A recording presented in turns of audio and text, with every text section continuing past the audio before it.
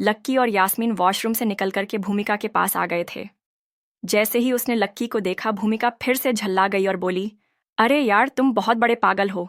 मैंने तुम्हें कहा था ना, वेटर को बुलाओ, और तुम उसको बुलाने के चक्कर में तुम खुद गायब हो गए। इतनी देर कहाँ लगा दी तुमने? भूमिका ने लक्की की ओर देखते हुए कहा। इससे पहले कि वो आगे कुछ कह पाती या लक्की उसे कुछ कह पाता, यास्मीन बीच में आई और बोली, भूमिका, ये तुम क्या कह रही हो? वो भूमिका के ऊपर चिल्ला गई और उसे घूर कर देखने लगी। फिर वो लक्की की ओर देखकर मुस्कुराते हुए बोली, हाँ लक्की, बैठ जाओ। ये फ्रूट्स और मिठाई काफ़ी टेस्टी लग रहे हैं, तुम खुद खाकर देखो ना।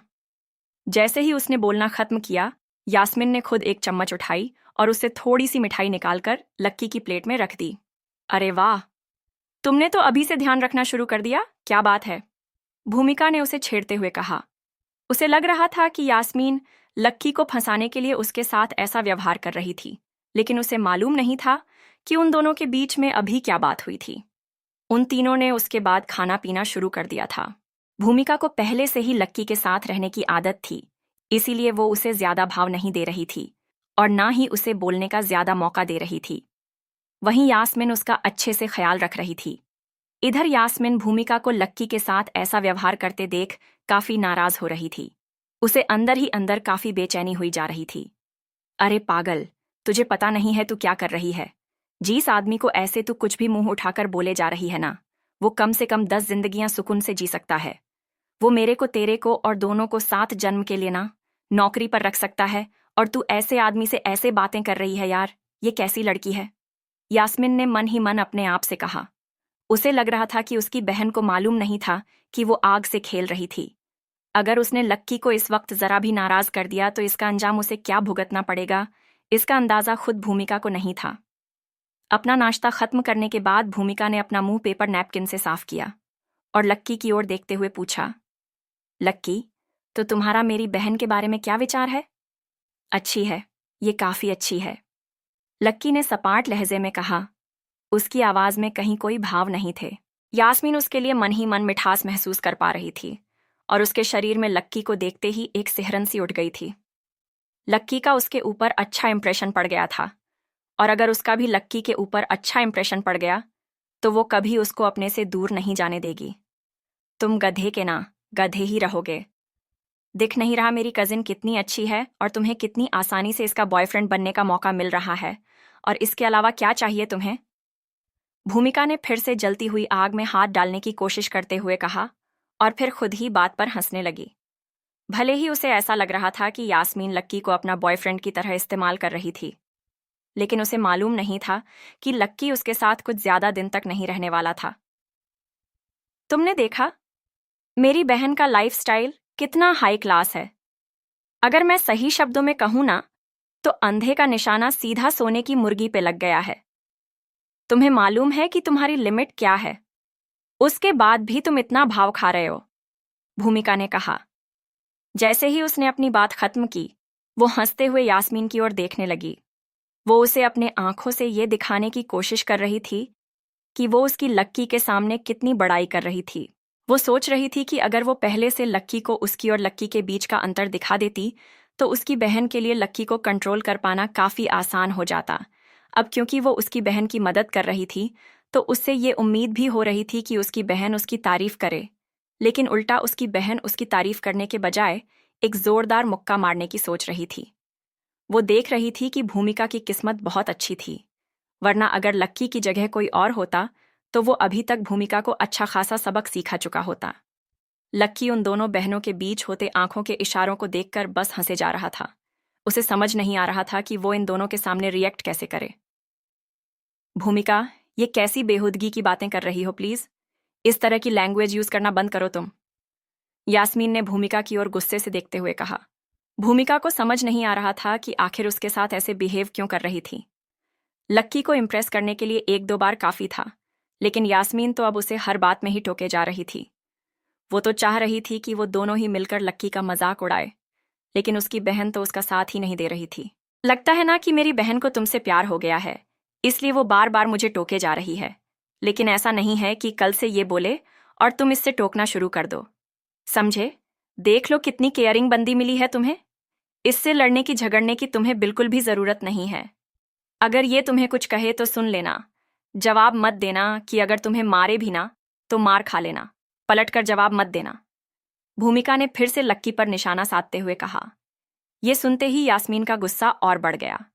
उसकी शक्ल देखकर भूमिका ने सफाई देते हुए कहा, मेरा मतलब है कि अगर तुम्हारे और मेरी बहन के बीच में अगर कुछ चल रहा है तो इसका यह मतलब नहीं कि तुम मेरी बहन के साथ कुछ भी कर सकते हो। तुम मेरी बहन को आंख उठाकर भी मत देखना, इसको टच करना तो बहुत दूर की बात है। भूमिका ने सफाई देने के चक्कर में बात को और ज्यादा बिगाड़ दिया था। उसे समझ नहीं आ रहा था कि वो क्या बोले जा रही थी। जब यास्मीन ने उसके मुंह से ये सब कुछ सुना तो उसे इतना गुस्सा आया कि उसका खून उबलने लगा। उसका सारा खून उसके दिल से होते हुए उसके शरीर में जा पहुंचा था और उसका चेहरा बिल्कुल लाल पड़ गया था। उसे लग रहा था कि अगर भूमिका उसे इतना डरा देगी और कल को लक्की उसका हाथ सच में नहीं पकड़ेगा तो कैसे काम चलेगा। ऐसे तो बात भी नहीं आगे बढ़ेगी। यास्मीन देख रही थी कि भूमिका उसकी पकी पकाई खिचड़ी को खराब करने की कोशिश कर रही थी। वो उसका बना बनाया काम खराब करने की कोशिश कर रही थी। बस बहुत हो गया भूमिका, अब अपनी ये फालतू बकवास में बंद करो। मुझे एक बॉयफ्रेंड चाहिए, कोई नौकर नहीं, समझी? इतनी क्या बकवास किए जा रही है तू? उस वक्त से कि यास्मीन का गुस्सा उसकी जुबान पर आ गया था। भूमिका को तो इस बात की भनक तक नहीं लगी कि अचानक ही उसकी बहन को उसके ऊपर इतना गुस्सा क्यों आ गया था।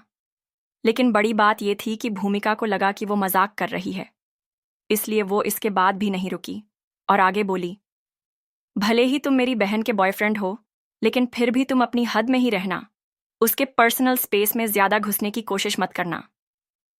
क्या मतलब है तुम्हारा? मैं कुछ समझा नहीं, लक्की ने पूछा। मेरा मतलब है कि तुम हो एक नंबर के गधे। ठीक है, भले ही मेरी बहन को भी तुमसे प्यार है, लेकिन इसका मतलब ये नहीं कि उससे उसकी आज़ादी छीन लोगे तुम। अगर उसे लगा कि उसे किसी और में इंटरेस्ट है और वो उसे अच्छा लगता है तो वो उसे भी डेट पर ले जा सकती है। ये भी हो सकता है कि कभी मेरी बहन किसी और इंसान का हाथ पकड़ ले, उसे गले लग जाए या फिर किस कर ले, लेकिन तुम इस बारे में ना कुछ नहीं कह सकते। अगर वो बाद में तुमसे ब्रेकअप भी कर लेती है तो भी तुम्हें खुशी खुशी उसके साथ ब्रेकअप करना पड़ेगा, समझे? भूमिका ने साफ शब्दों में अपनी बात रखते हुए कहा। उसने दूसरे शब्दों में ही सही, लेकिन कम से कम ये बात लक्की को समझा दी थी कि आगे यास्मीन किसी और के साथ भी जा सकती थी और इसके लिए वो लक्की का सिर्फ और सिर्फ इस्तेमाल कर रही। उसे मालूम था कि यास्मीन तो अभिजीत के साथ फरार होने वाली थी, इसलिए ये बात लक्की को जितनी जल्दी समझ आ जाए उसके लिए उतना जल्दी अच्छा था। अच्छा, तो लीडर आप ये कहना चाह रही हैं कि मैं आपकी बहन के साथ एक रिलेशन में रहूं और मैं उसे टच भी नहीं कर सकता, जबकि दूसरा मर्द जिसका कि आपकी बहन के साथ रिलेशन भी नहीं है वो उसे किस भी कर सकता है। और उससे एक बड़ी बात यह है कि अगर वो मेरे सामने ऐसा कुछ करता है तो मैं उसे कुछ भी नहीं कह सकता। क्या ये कहना चाह रही हैं आप? लक्की ने अपनी आंखों को थोड़ा सा पैना करते हुए पूछा। क्या बात है, तुम्हें तो पूरी बात जल्दी ही समझ में आ गई। मैं तुम्हें यही समझाने की कोशिश कर रही थी। भूमिका, जैसे ही वो इतना बोली कि उसके चेहरे पर एक मुस्कान तैर गई और इससे पहले कि वो आगे कुछ बोलती, अचानक से कहीं से छट करके एक आवाज आई। भूमिका ने देखा कि उसकी गाल पर जलन हो रही थी और उसने अपने गाल को अपनी हथेली से ढक लिया था। यास्मीन से रहा नहीं जा रहा था और उसने एक जोरदार थप्पड़ जड़ दिया था भूमिका को। जैसे ही उस थप्पड़ की आवाज आई, सब लोग यास्मीन की टेबल की ओर नजर घुमाकर देखने लगे। यास्मीन सच में घबरा गई थी। अब उसे और बर्दाश्त नहीं हो रहा था। जब उसने सुना कि भूमिका लक्की को एक पालतू कुत्ता बनाने की बात कर रही थी तो उससे बिल्कुल भी रहा नहीं गया और उसने एक जोर का थप्पड़ मार दिया। उधर भूमिका ने अभी भी अपने गले पर हाथ रखा हुआ था और वो अविश्वास से अपनी बहन को देखे जा रही थी। मेरी बहन ने इस गधे के चक्कर में मुझे क्यों थप्पड़ लगा दिया, जबकि मैं तो उसकी हक की बात कर रही थी। भूमिका ने मन ही मन सोचा। वो तो सोच रही थी कि वो यास्मीन का काम आसान करने की सोच रही थी, लेकिन उसे नहीं मालूम था कि यास्मीन जो कि लक्की से शादी करने के सपने देख रही थी, वो लक्की के खिलाफ एक शब्द भी नहीं सुन सकती थी। तुम ये सब क्या बकवास कर रही हो? भूमिका, लक्की अब मेरा बॉयफ्रेंड है, प्लीज इससे तमीज से बात करो, यास्मीन ने कहा और लक्की की बगल में जाकर बैठ गई और फिर भूमिका को घूरने लगी। लक्की को भी विश्वास नहीं हो रहा था कि यास्मीन भूमिका के खिलाफ ऐसा कोई कदम उठा लेगी, और वो सिर्फ उसके लिए। उसे लग रहा था कि अब अगर वो वहीं पर रुका रहा तो सिचुएशन और ज्यादा बिगड़ जाएगी। इसलिए लक्की ने दोनों से कहा कि वो जाना चाहता है और वहां से निकल गया। इधर जैसे ही लक्की गया, यास्मीन का गुस्सा भी शांत हो गया।